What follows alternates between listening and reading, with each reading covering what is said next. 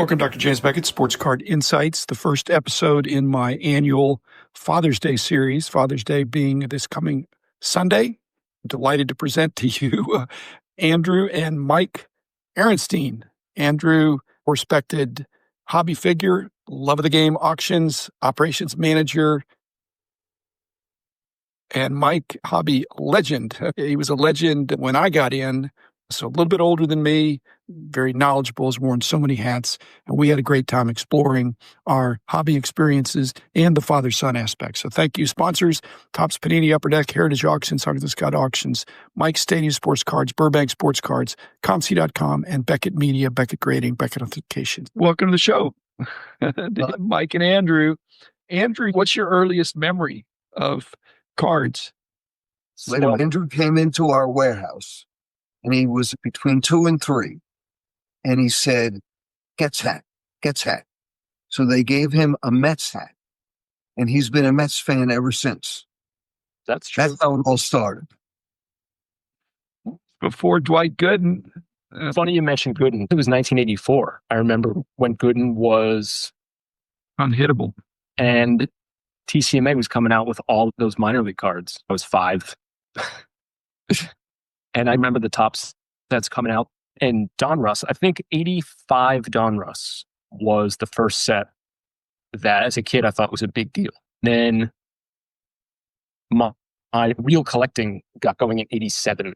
It's your dad's sets, TCMA. Was that not? Those TCMA cards were family? everywhere. TCMA cards were everywhere. Yeah, but they aren't now. That's true. And I still have so many TCMA cards. All the minor league sets and the sets of the great teams. But as a kid, I loved the minor league team sets that were related to the Mets. Okay, so was that cool to have a dad that was doing sports cards? Absolutely. And my friends did really well because And we'd make cards for your little league teams, all the guys on the team, and give them the card. we took a lot of photos of the guys on the teams too. Because as I was getting older, you were transitioning from TCMA into PhotoFile. Around 1987, 88 is when PhotoFile really took off. And that was more about photography than it was about cards. Plus, you were licensed there, right? So you had all the players, whereas TCMA was retired players and minor leagues. So all your buddies, you could get whatever photos you wanted. Yeah, absolutely. So we had every license: baseball, football, basketball, hockey, the president, the Pope, Disney. We had everything. It was amazing. And I'll tell you, as a kid, there was always talk about licensing around the house because you always used to tell me about the SSPC set that was unlicensed. So when PhotoFile got the licensing, that was a big deal. And I remember that as a kid. And PhotoFile was really the first company to be awarded licenses by all 4 major sports. So I got to see the behind the scenes of the hobby from the card side and from the side of PhotoFile, just as an observer, as a kid. Interested in the father-son aspect of this, probably really before I had kids. I came to a point where I needed to sell a bunch of my cards. And I think, Mike, you came to a point where even though painful, it was the right thing to do for family reasons. For me, I was starting my company and I sold some sets that I really want back now. And I'm not going to get them back because they're way more expensive. So I made the right decision, but I just think that back in those days, cards weren't worth as much, but they were still dear to us. And yet cards cannot be more important than your family. I guess that's my point. And that's why I do these Father's Day episodes is you made a good choice, but I think you wound up selling a Wagner. Yes. Which I never had to do that. I never had a Wagner. I had 20. I started with a Wagner with with the border. The trick one. Yeah. Then I traded up twice and I ended up with the large one. I ended up selling that. And I thought I got a fortune for it. Yeah. It cost 20 cents when I bought it. And I ended up selling it for $24,000 in 1984, which in those days was big fun. No, now it's like a joke.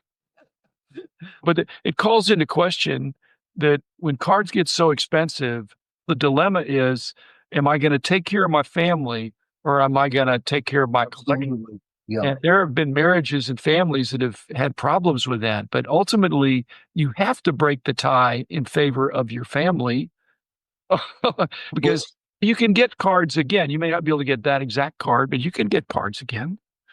I learned that from my father. Okay. He was a stamp collector, and he did the same thing. The family needed money at one point, and he sold his collection. For me, I was repeating what my father did. Chris Sewell, the YouTuber who buys a lot of collections, he's famous for being the collector, investor, dealer in that order. I always think that's the sequence I went to. But I'm similar to you in terms of I was a collector and then I was a dealer, but I was more importantly, perhaps an entrepreneur. And I think that's what you were too. And I don't know how that fits in there because it supersedes these others because it's all encompassing. Now all of a sudden you're making a living off this. You're risking things to do this. And your collecting and your dealing probably needs to take a back seat. So did you always have the entrepreneurial itch? I did. Absolutely. Yeah. Yeah. Creativity. I tried to come up with things that people wanted. Or I came up with things that I liked. That weren't out there that needed to be done and you did it. Yeah. Like when I started to make envelopes, I thought, this is terrific. We created a market. Yeah. It ended up a huge end for us, for a photophile. Yeah. No, my kick was always doing things that had not been done. I hated copycat and to take it next level. But Andrew, are you very entrepreneurial compared to your dad in the hobby? How are you loving the hobby? I'm the operations manager for Love of the Game Auctions. And through TCMA, my father was creating the Hall of Fame Induction Day cards that were sold at Cooperstown every year, 8x10 with all the stats. That was something I kept going at Photophile after my father was gone. And I was doing all of the sales, talking to all of the stores in Cooperstown, getting all of that done. In terms of entrepreneurship, I don't know if that's me, but certainly my father had that talent. I just do it for fun. I came up with an idea for the Santa Fe Fuego in the Pecos League that if you bring back a baseball, you get an autographed photo. They saved 300 baseballs last year using that idea. Also, I give every kid who walks in a card that I make. And I end up with 12-year-olds and 10-year-olds chasing me around for the cards, which I just enjoy immensely. And I also photograph every guy in the Pecos League, and I give every guy 3 postcards of himself. And I just love doing it, strictly for fun. I can see, because we've had some interactions over the years that, like me, you're an ideator. You love to come up with the ideas, and you have the ability to execute the idea, as I did too. But Andrew, you must be strong on the operational and execute, because there's a lot of good ideas out there that don't happen because either the person can't do it or they can't get somebody that can do it. So you're valuable in that sense. This is a hobby, and the businesses have a lot of moving parts. They have a lot of SKUs. They have particular customers that are difficult. Yes. In the auction business, for sure. You deal with all different types of people in the auction. In fact, for the same item, you could have complaints that it went too low and too high. Yep. That's what I shared in the price guide business. You're an idiot. This is too low. You're an idiot. This is too high. Why don't you two guys talk to each other? Because I'm caught in the middle. Certainly, I've learned a lot about business from my dad, but that's what he went to school for. But being around those two companies that were so important to the hobby, yeah, I learned a lot, for sure. Now, Photophile, did Chuck Singer come in right after you then, Mike? They were partners. I was in the basement making unlicensed photos, and Bert Sugar, who was a friend of mine, came in one day and said, "What are you doing?" Exactly those words. And I said, "I'm making unlicensed photos." He said, "I can get them licensed." And about 6 months later, he brought Chuck in. Okay. He was a business guy. He didn't understand the hobby at all. But Photophile was not all hobby stores, was it? I thought there was more mass appeal. You did some retail product at one point. Yeah, that was later. That was later. Yeah, we tried that, but mostly it was making photos for shows, autograph sessions. For a while, that was immense. Then late, I don't know if you know the story, I got bought out by Photophile, and I went back with an idea, and they laughed at it, but they said they would do it if I put the money up. So another guy and I put the money up, and it was to sell sports memorabilia to the post office. There's 36,000 post offices. And the idea just exploded. And that lasted about 10 years. And then they bought me out again. So it all worked out fine. To me, that business is maybe a little more transactional. How many do you want? What player do you want? Yep. And making sure you're in stock. If you had somebody that wasn't hobby savvy doing a card product, it'd be terrible. In fact, there's businesses out there in our industry that the people running them are not really understanding collectors. Yeah, exactly. But the photo file, the product wasn't being traded. It was being consumed. We had them in post offices all over the country. We would make specific products like the Green Bay Packers Right. in Wisconsin. And when we started, postmasters were calling me in the basement. I was making them in the basement of my house.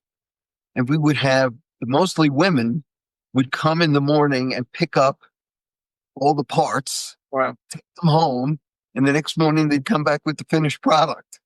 And people were making it like $1,000 a week, making we called widgets for the post office. This was, I don't want to say it was pre-internet, but it was right. Yes. Internet was taking off. Now with the internet, people can make a lot of their own stuff. So I think your timing was good. Andrew, old guys have no choice about the timing. You're there, and that's the way it was. And you're trying to remember how it used to be. But Mike, I would have started in my basement if I'd have had one. But I had a spare bedroom, and I milked that for as long as I could. Still, I really believe that a lot of good ideas, you have to have some proof of concept.